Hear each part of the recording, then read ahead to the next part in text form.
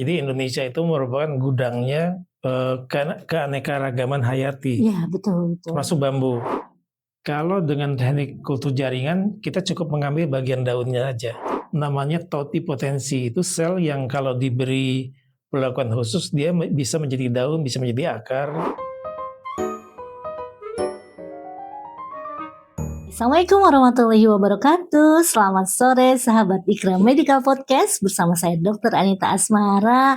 Kali ini kita akan membahas satu tema menarik yang mungkin nih ya agak berbeda dengan tema-tema Ikra Medical Podcast sebelumnya, yaitu tentang rekayasa lab kultur jaringan mobile dalam pengembangan bibit bambu.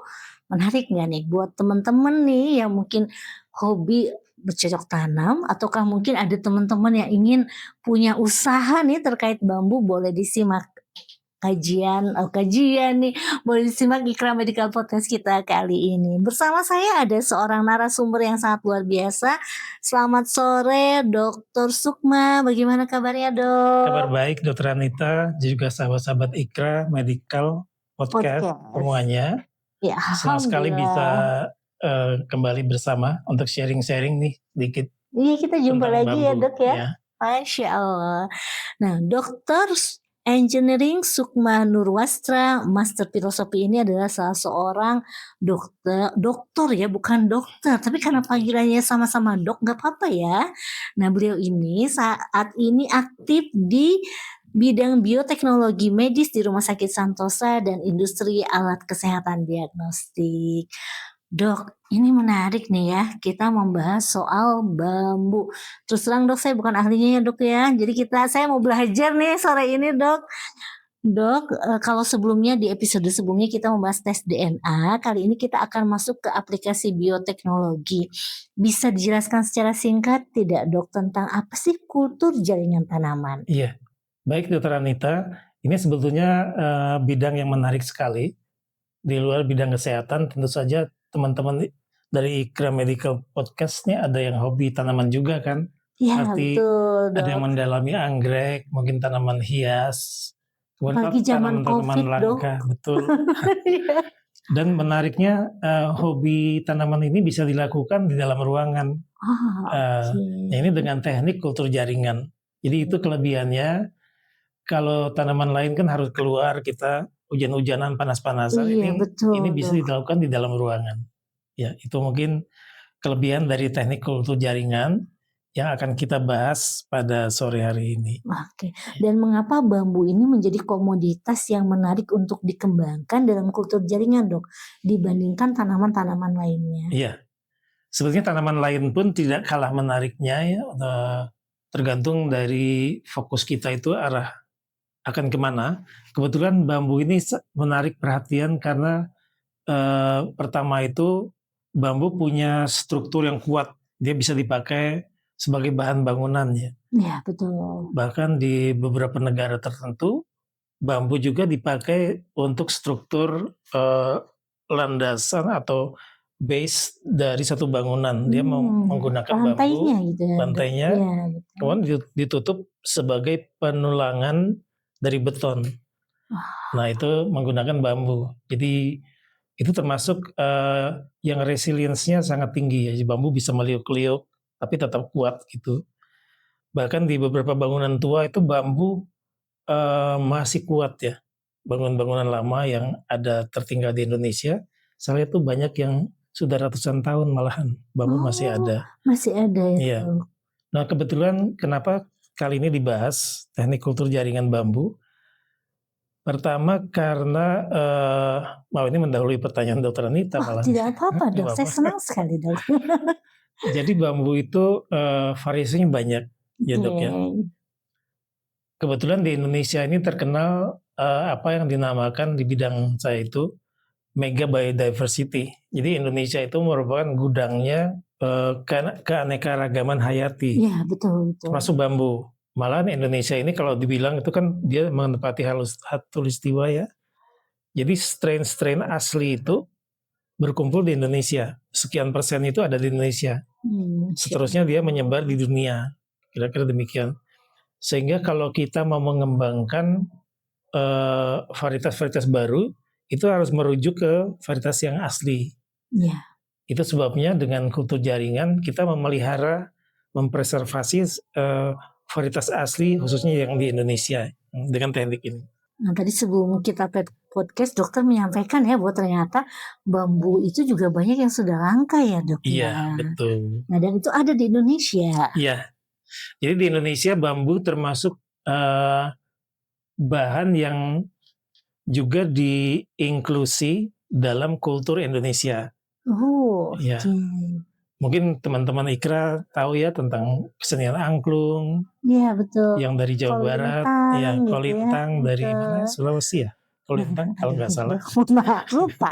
Menggunakan bambu, terus banyak lagi kesenian-kesenian dan alat musik tradisional yang menggunakan bambu, Iya. antara yang seruling dan seterusnya.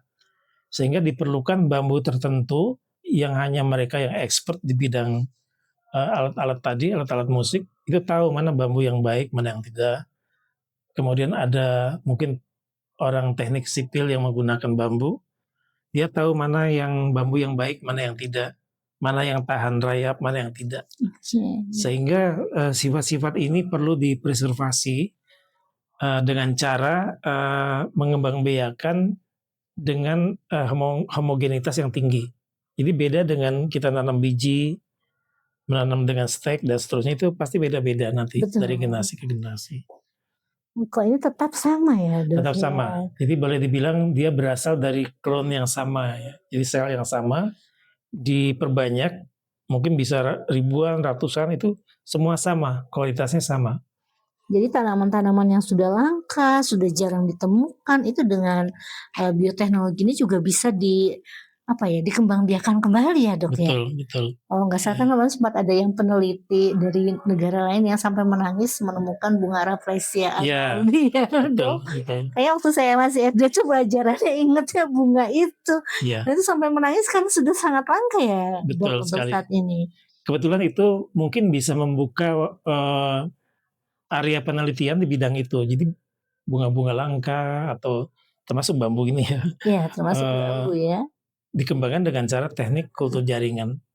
Kalau bambu ini boleh dok di-spill nih varietasnya namanya apa nih yang langka-langka nih, karena nggak ada pengetahuan nih saya tentang bambu. Untuk di Indonesia itu umumnya expert di bidang alat musik ya, misalkan ada yang ahli angklung, dia udah tahu bambu tertentu, dan di budaya Sunda pun ada namanya awi bitung, itu itu apa namanya bambu awi bitung ya, awi ya, itu bambu bambu yang besar ya. Ada bambu yang hitam, ada yang bambu tahan rayap dan seterusnya. Itu mereka sudah ahli untuk memetakan varietas asli Indonesia. Oh, Masya Allah. Nah, ada tantangan tidak dok dalam perbanyakan bibit bambu secara konvensional? Ya, untuk perbanyakan konvensional, salah satu kendalanya adalah lama. Lama untuk tumbuh, kemudian ketidakseragaman keturunannya, hasilnya. Betul. Karena bambu kan ada di alam, dia bisa bercampur ya, varietas satu dan varietas lain. Tapi dengan adanya kultur jaringan, kita ngambil dari satu jaringan, diperbanyak, mungkin ribuan, bisa ratusan ribu, yang kualitasnya sama. Ya. Mungkin kalau sekarang juga ada banyak buah-buahan yang sudah mengalami mutasi genetik juga ya dok. Betul. Di sini kita tetap mempertahankan sifat aslinya berarti ya. Dengan kultur jaringan, tanpa melalui perkembangan biakan tradisional atau konvensional ya. Misalnya lewat penyerbukan, itu bisa bercampur kan, penyerbukan lewat biji dan seterusnya. Kalau dengan teknik kultur jaringan, kita cukup mengambil bagian daunnya aja. Oh, daunnya aja? Ya, daunnya, atau mungkin bagian pucuknya. Atau bagian sel lain yang masih tumbuh. Itu dia bisa tumbuh, berkembang. Dan uniknya itu dok, tanaman itu punya sifat namanya totipotensi. Wah, apa itu dok? Totipotensi itu itu mirip dengan kalau di manusia itu sel manusia dan hewan itu ada yang namanya stem cell. Oh ya, oke. Tetapi kalau pada tumbuhan ada namanya totipotensi. Itu sel yang kalau diberi perlakuan khusus dia bisa menjadi daun, bisa menjadi akar, bisa menjadi batang. Menarik ya dok ya. Asalkan diberi perlakuan khusus, dia bisa berdiferensiasi ya menjadi apa yang kita mau. Kapan-kapan Contohnya harus begini, diajak ke lab. contohnya perusahaan-perusahaan parfum misalkan Iya. di Paris atau di Prancis ya, sejak dulu sudah menerapkan teknologi ini untuk mengembangkan misalnya bunga cempaka tanpa harus menanam cempaka. Oh, jadi langsung dia Iya, akan terbentuk bunganya saja? betul. Tidak bunganya saja tapi akarnya saja. Akarnya saja. Baiklah, tiba-tiba Bahkan bunga ya. akarnya di dalam tabung, dia hanya akar semua, Iya. nanti diekstrak wanginya. Oh, Nah itu menarik ya, atau mungkin nanti Masya ada Allah. di Indonesia kan banyak kayu yang wangi itu kayu cendana misalkan dan seterusnya ya. Nah, menarik dok.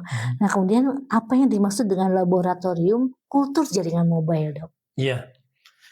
Jadi laboratorium kultur jaringan selama ini kita mengenal satu fasilitas containment gitu ya. Jadi yang nggak terganggu kiri kanannya dan punya fasilitas yang lengkap. Dan tentu saja karena lengkap, udaranya terkontrol dan seterusnya, harganya bukan main. Oh, baik. Dan sangat jauh dari jangkauan kita sebagai pengguna. Ya. Padahal laboratorium kultur jaringan itu kalau dimasyarakatkan dan bisa berbentuk mobile itu bisa dipindahkan ke sana kemari atau bergerak ke sana kemari, kemungkinan aplikasinya akan lebih meluas lagi. Karena Indonesia kan tanamannya itu bervariasi ya. Betul, banyak sekali. Banyak sekali. Dari sumber selain bambu itu nanti ada bahan pangan, bahan apalagi pewarna makanan dan seterusnya. Bisa didekatkan dengan teknologi kultur jaringan ini. Oke, nah perbedaannya dengan kultur jaringan konvensional itu bagaimana dok? Yang konvensional saya kira nggak punya kultur jaringan. Oh iya, Ya. betul ya dok. Kalau yang konvensional kan dia lebih ke menanam dengan biji, dengan stek. Ya, seperti pelajaran biologi di zaman saya. Ya.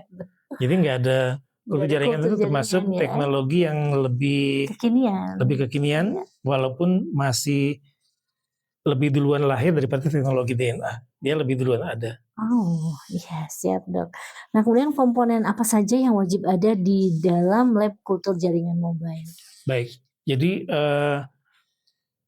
di laboratorium kultur jaringan ini perlu ada misalkan lemari yang bisa mengisolasi dari debu, kemudian dari kontaminasi. Nah, kontaminasi itu bisa datang dari udara yang kotor, kemudian mungkin ada spora jamur di udara ya. Itu bisa mengkontaminasi dan menggagalkan kultur jaringan itu. Karena kultur jaringan sangat sensitif terhadap kontaminasi. Berarti butuh lingkungan atau ruangan yang juga betul-betul khusus ya? Betul. Nah, selama ini kan sangat mahal ya untuk konstruksi itu. Tapi dengan rancangan ini kita bisa membuat kultur yang sederhana, bahkan bisa membuat yang mobile. Mungkin bisa ditunjukkan beberapa slide. Boleh ditunjukkan slide-nya? Ya, ini beberapa gambaran bagaimana bambu ya bisa dikembangbiakan dengan kultur jaringan tanpa harus nunggu dulu bambunya berbiji. Iya, betul. Dia bisa dikembangkan dari daun, dari batang, bisa juga dari area-area lain yang kira-kira masih aktif tumbuh. Termasuk pucuknya ya, pucuk bambu itu. Diambil sedikit aja, nggak perlu banyak-banyak. Mungkin 1-2 cm cukup. Nanti dikembangbiakan di media khusus yang ini. Dia terdiri dari semacam agar-agar. Kemudian ditambah dengan nutrisi. Nah, nanti akan dibahas nutrisinya apa. Sehingga dia bisa berdiferensiasi dari yang tadinya satu sel menjadi banyak sel. Dari sel yang membentuk kalus tersebut bisa jadi akar, bisa ditanam, bisa menjadi daun, bisa menjadi batang. Nah ini step-stepnya, pertama itu mengambil bagian dari bambu, dipotong, disterilkan dengan steril permukaan, kemudian ditanam pada media khusus yang mengandung nutrisi untuk pertumbuhan. Ya, kira-kira demikian. Mungkin slide berikutnya bisa ditunjukkan bagaimana pertumbuhannya. Ya, ini lucu-lucu ya, seperti bambu mini di dalam botol. Dan akhirnya setelah betul-betul padat, bambu ini bisa dipisahkan dan dimasukkan ke proses namanya aklimatisasi. Aklimatisasi itu adalah dia semacam adaptasi. Kalau tadinya dia hanya bisa hidup di dalam botol, sekarang harus hidup di udara terbuka. Nah itu perlu penyesuaian, perlu adaptasi. ya. Ya. Oh ini apa yang Dok? Itu adalah tahap akhir dari bambu juga yang sudah lebih besar ya. Oh ini sudah lebih besar. Iya lebih besar. Warnanya udah menjadi hijau. Iya bisa kelihatan medianya makin terhisap oleh bambunya ya. Ini tahap di laboratorium yang dilakukan di ruang steril. Jadi harus steril dan bebas dari jamur dan bakteri lain kontaminasi. Sehingga memang biayanya masih cukup tinggi. Masih cukup tinggi. Ya. Tetapi saya punya formula juga yang bisa didapatkan menggunakan bahan-bahan sehari-hari. Oh. Ya misalkan ini yang bagian yang beningnya itu bisa menggunakan bahan dari, pasti ibu-ibu tahu ya, bahan-bahan untuk membuat puding kayak agar-agar ya, yang jenih itu bisa. Kemudian ada apa namanya konjaku. Ada yang tahu mungkin konjaku ya? Apa ya itu? Itu semacam agar-agar juga. Itu bahan utama dari Nutrijeli. Nutrijel kalau ada di supermarket Nutrijel. Nah ini proses penjarangan dia sebelum disebarkan ke lapangan. Jadi pada akhirnya nanti ini akan dipisah-pisahkan, kemudian disebarkan dan bisa ditanam di media tanah. Iya. Seperti itu. Dan kelebihannya ini setiap tanaman baru itu kualitasnya sama. Semuanya sama. Ya, jadi kalau semuanya batangnya lurus, semuanya lurus, bagus sekali. Contohnya juga misalnya kita mau nanam pohon lain selain bambu, misalkan pohon jati itu ada penelitiannya, semuanya bagus dan umurnya sama. Ya, jadi kayu jati yang dihasilkan sangat seragam dan bagus sekali. Ya. Apakah ada faktor-faktor yang menyebabkan kegagalan dalam kultur jaringan ini? Iya, tentu saja ini risikonya cukup tinggi terhadap kontaminasi. Kalau di Indonesia, khususnya di Bandung misalkan,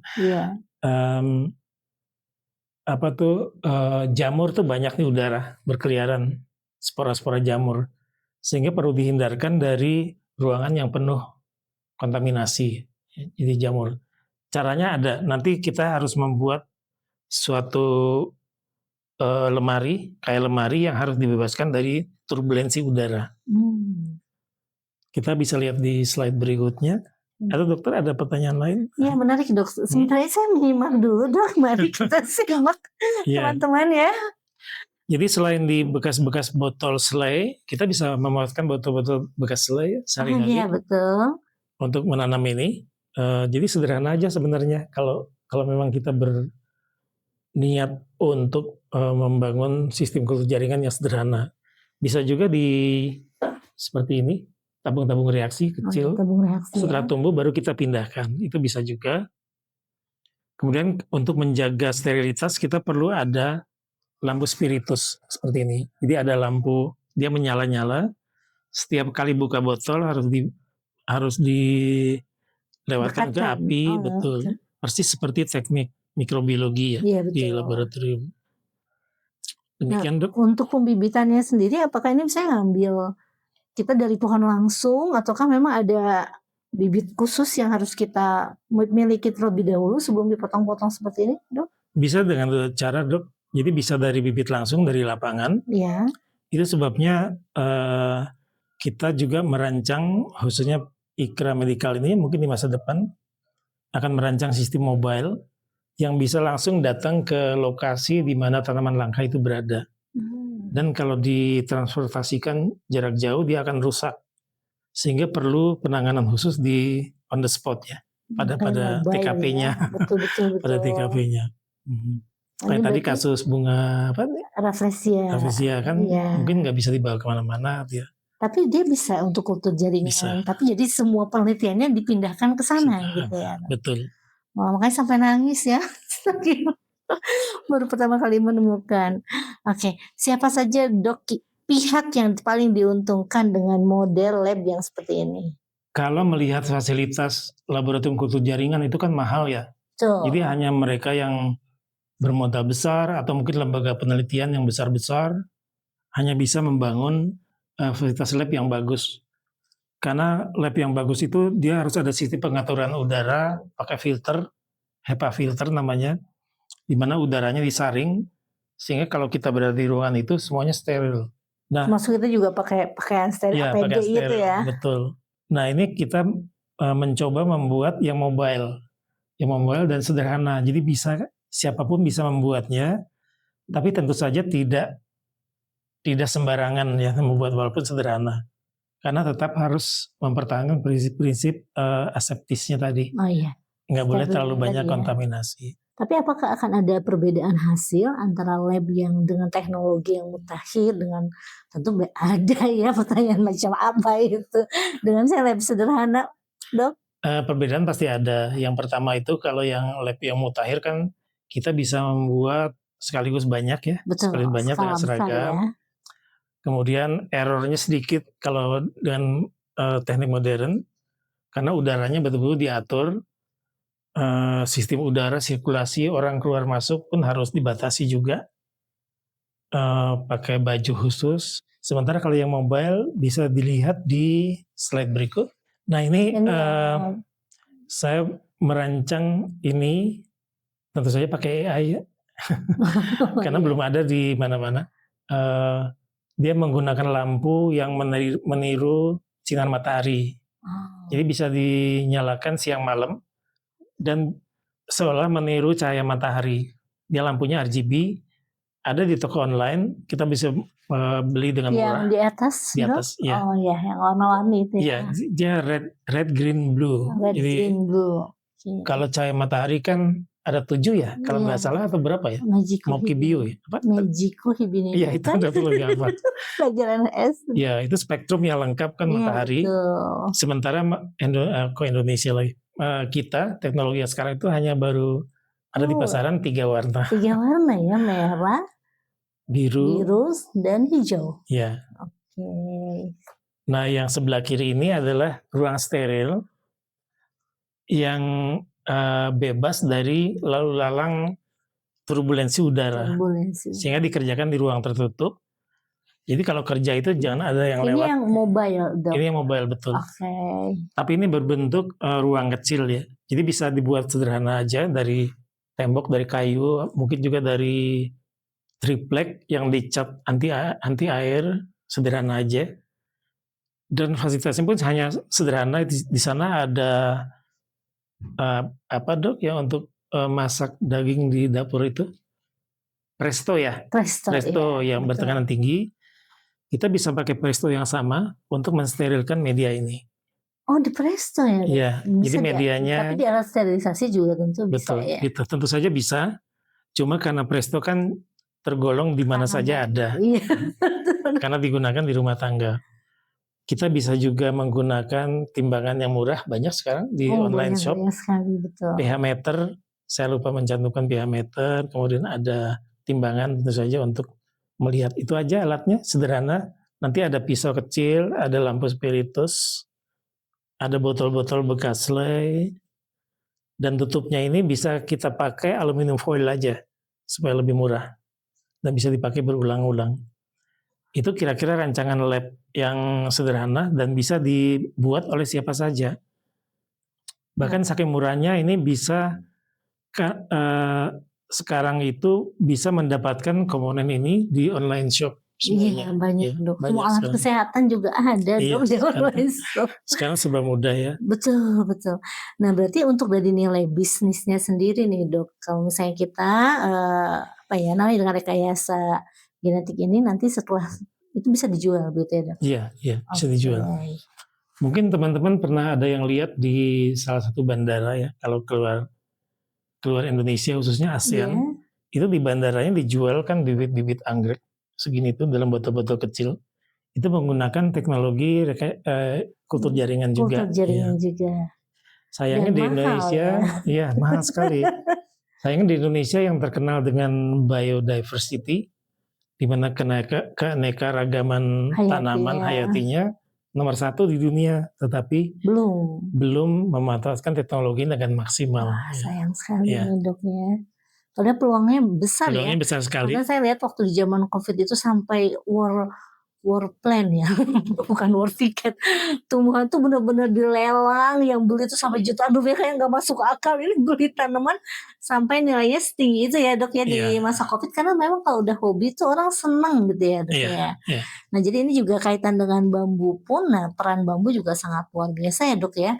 Apalagi kalau misalnya untuk ini rada nyambung dengan kondisi Indonesia saat ini yang memang juga rentan bencana dan banjir. iya, iya. Peran bambu itu di mana nih Dok? Tentu saja bambu berperan di pertama itu konstruksi Iya. yang murah dan ekonomis tapi kuat. Itu bambu terkenal untuk dari dulu ya, bikin jembatan, bikin bangunan, bahan-bahan dinding bambu, atap dan seterusnya. Sekarang malah sudah diintegrasikan ke adonan beton ya. Jadi di dalam, Jadi sekuat itu gitu, ya sampai dengan cakar ayam gitu ya. betul. Jadi penulangannya menggunakan bambu. Wah, Masya Ya. Allah. Nah, slide berikutnya boleh kita lihat lagi. Nah, ini bentuk mobile Oh iya. yang hanya ada di IKRA ya, teman-teman, di IKRA Medical Oh ya? rancangannya. Wah. Jadi ini baru AI ya? dengan AI. Ini juga usulan Dr. Kadarsyah. Beliau mengusulkan adanya mobile tissue culture lab. Dia bisa pindah-pindah. Tujuannya tidak lain adalah kita datang ke lokasi di mana, atau di TKP ya istilah sekarang, Di TKP. ke TKP di mana tanaman langka itu berada. Jadi tidak harus menunggu dibawa ke lab, apalagi dari pulau terpencil di luar Iya, nanti Indonesia, bisa jadi terjadi kerusakan dalam kerusakan perjalanan di ya. jalan. Kita bisa buat ini, khususnya ini sebenarnya meniru ide pada waktu COVID ya Dok ya. Iya, Dok, ada lab berjalan. betul. Demikian juga ini lab berjalan tetapi untuk tissue culture. Keren ya Dok ya. Ya, Jadi banyak sekali kekayaan hayati di Indonesia ini yang sebenarnya bisa sangat berkembang ya, tapi malah ditebangin gimana ya Dok ya. iya. Nah ini ya, mudah-mudahan ini juga menjadi salah satu peluang ya Dok ya, karena kan sekarang ibaratnya kita ada 19 juta orang yang masih belum mendapatkan pekerjaan. Nah Betul. mungkin ini bisa jadi peluang-peluang yang sangat menarik. Iya. Dan kita juga punya Ikraland ya, ini sekaligus promo ya. Ikraland itu ada di Sumedang ya Kang ya, di Sumedang, dan bisa dikunjungi, bisa membawa keluarga untuk berkunjung ke Ikraland. Nanti mungkin iklannya ada di sini. Oke Dok, ini sangat menarik sekali. Nah, bagaimana kolaborasi antara peneliti, industri, dan pemerintah dalam model ini Dok? Iya, tentu saja campur tangan pemerintah perlu, khususnya untuk bidang preservasi tanaman-tanaman tertentu yang sangat strategis, baik secara ekonomi maupun budaya. Betul. Contohnya di Jawa Barat, tanaman bambu itu penting karena dia masuk dalam budaya Sunda. Dia merupakan bagian dari alat musik ya, alat Iya, musik. betul. Juga alat musik di tempat lain, misalkan di Sulawesi itu ada kolintang ya. Saya lupa kolintang itu bambu atau bukan. Dari mana ya kolintang?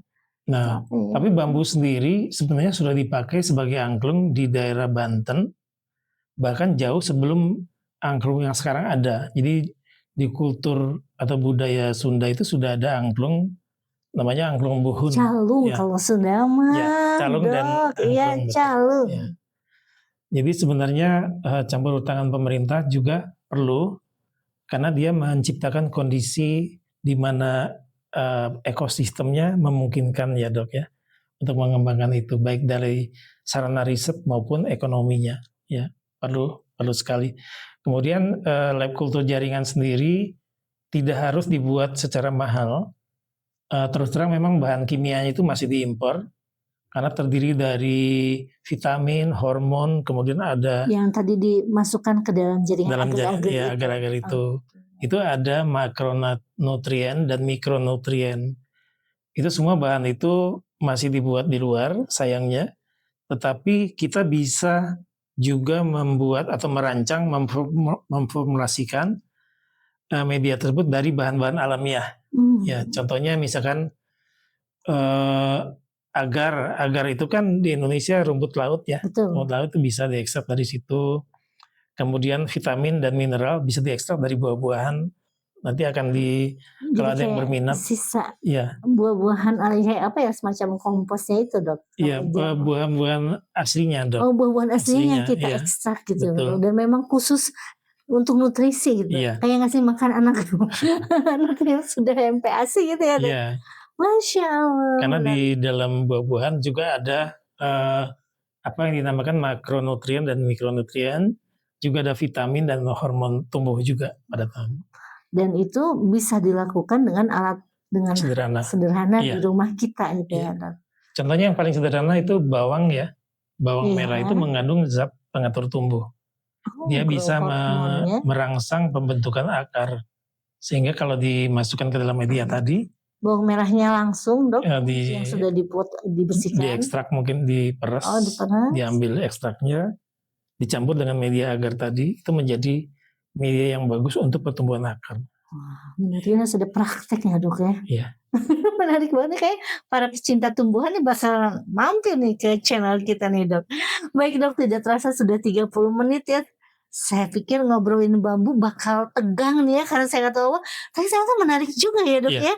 Dan ini kalau misalnya menjadi peluang bahkan di ekonomi gitu ya, kalau misalnya sulit mencari pekerjaan, mungkin ini bisa jadi peluang buat teman-teman, buat para pecinta tanaman ya, juga buat para peneliti untuk mengembangkan kultur tumbuhan ini ya, Dok ya. Kultur jaringan, terus sampai lupa jaringannya. Baik, Dok, mungkin untuk closing statement boleh disampaikan. Baik, teman-teman IKRA Medical Podcast yang kami cintai, mudah-mudahan bisa mengikuti episode yang menarik lainnya, khususnya tentang berbagai bidang yang praktis ya dan aplikatif. Dalam hal kultur jaringan, tentu saja kita jangan berpatokan bahwa bahannya mahal, bahan-bahan kimia mahal. Kita bisa merancang sendiri menggunakan bahan-bahan yang ada di dapur. Menggunakan seperti tadi, zat pengatur tumbuh, vitamin, mikronutrien dan makronutrien yang ada di sekitar kita saja. Mohon izin, Dok, apakah ada panduannya, misalnya berapa banyak yang harus kita masukkan? Ada. Jadi nanti bagi teman-teman IKRA yang tertarik bisa kontak kami lagi barangkali. Itu lebih detail lagi. Akan ada kita klub. Ya. Klub kultur jaringan bambu yang menarik banget ya, Dok. Dan mungkin nggak tertutup bambu, bisa yang lain, bisa tanaman hias, bisa anggrek, dan berbagai macam tanaman lain. Kayaknya harus main ke rumah dokter nih, pasti banyak anggrek di rumahnya ya, Dok ya. Ya, sedikit ada.